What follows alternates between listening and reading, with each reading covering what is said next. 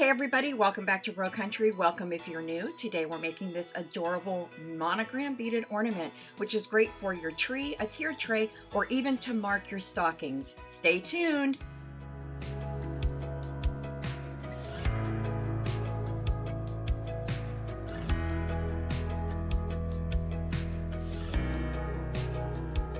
Okay everybody, so you're going to need some markers from the Dollar Tree. I'm using some pearls, also some of my favorite walnut gel stain.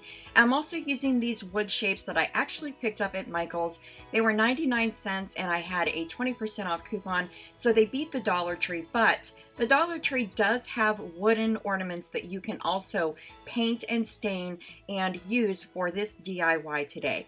What I had to do with mine is put a hole in the top because mine aren't actually ornaments, but I'm turning this one into one. So I put a hole in the top and I just used my Cricut tool. This wood is nice and thin, but it's, sturdy, so it was easy to do. And now I'm going to take my favorite walnut stain. It's by the brand Americana. I use this every time I get a chance to use it. It is my favorite color of stain. And I'm just going to stain the round ornament part of this little wood round ornament that I picked up at Michael's. So I'm not going to hit the top. I'm just going to try to go around the actual round part of this. And these take stains so well. What I love about this stain in particular is that it is a water-based stain and it is for crafting. So it's really easy to use and it cleans up really nice and it dries really fast. So that means that this DIY today is going to go super quick for you if you decide to try it and use the products that I'm using. Now I did decide to do both the front and the back. Now I did pick up this letter at the Dollar Tree in the pack of letters that they carry in their Crafter Squares section. They have letters and they have numbers. I also picked up this metallic marker from the Dollar Tree as well. I believe I picked this up earlier in the year, but don't quote me on that. I just remember having it and I decided to pull it for today's video, and I'm going to use it to actually color this letter rather than paint it. I wanted to give it a more stained effect with that metallic marker. The white metallic isn't super metallic, I will say that. It does give a nice finish, however, so I decided to use it going around the edge of this ornament where I stained it, just to give it a nice finished look.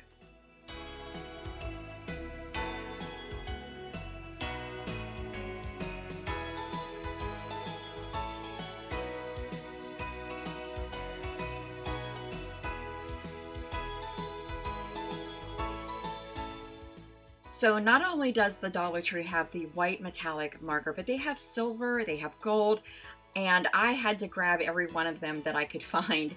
So I am using silver on this ornament today, but you could definitely go with the gold or really any color that you choose. Now I will say the silver and the gold are actually more of a metallic finish, and I really like that. I just felt like for my decor this year, this would be absolutely perfect to use. I'm just going to flip this ornament over, do both sides of the top of this to give it the ornament topper that you typically see on an ornament.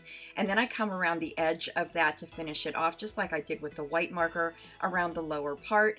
And once that letter is dry with the white metallic marker, that is what that's going to look like. We are going to attach our letter right to the center of this ornament, which gives us an automatic monogrammed part of this ornament, which I think is absolutely perfect. I love anything that represents my name, my married name. I just think that's an awesome thing to do anytime you have a chance. I'm going to be making one of these really for every person in my family this year, and these will go on the stockings, but this one in particular is going to be on a tiered tray, and I just think this looks really pretty. You would not really know that you didn't pick this up at a Hobby Lobby. I could definitely see this in a Hobby Lobby display, guys, and you can make this for pennies on the dollar. So I'm picking out these pearls from the Dollar Tree, and I'm also using some of their white cotton twine, and that is how I'm going to attach these. I'm first going to loop this and put a knot in the bottom of the loop, and we will feed the loop through the hole that we made in the top of this ornament to get things started.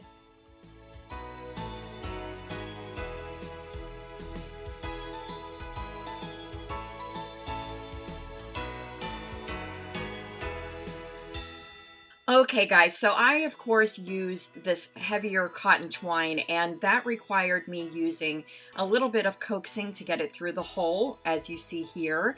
But once I did get it through that hole that I made, I was able to then pull the loop through, push the part that we tied together through to give it that loop, as you see here at the top. Now what I needed to do at this point is go ahead and trim off the knot that I made so that I could use some hot glue to make myself sort of a needle point. I feel like if you use larger pearls, this would not be necessary, but I did that so that I could feed the pearls onto this cotton twine. I like the cotton twine. It gives it the country feel that I always love to have in my home, in that little detail, and I think it looks really cute against the shiny pearls. It's sort of a mix of rustic and glam a little bit, but once I get 3 on there, that's all I'm going to need. I go ahead and tie myself a knot at the top, and that is what that is going to look like. I love that monogram against the stain.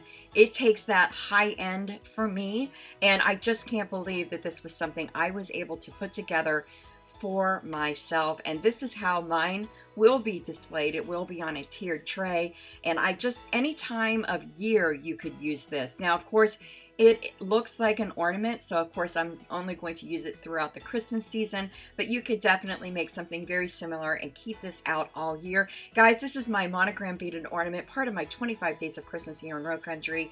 Please give me a thumbs up if you liked today's video. If you're not yet subscribed, please do so by clicking that button down below. And while you're here, go ahead and watch another video, and I will see you in my next one. Until then, bye!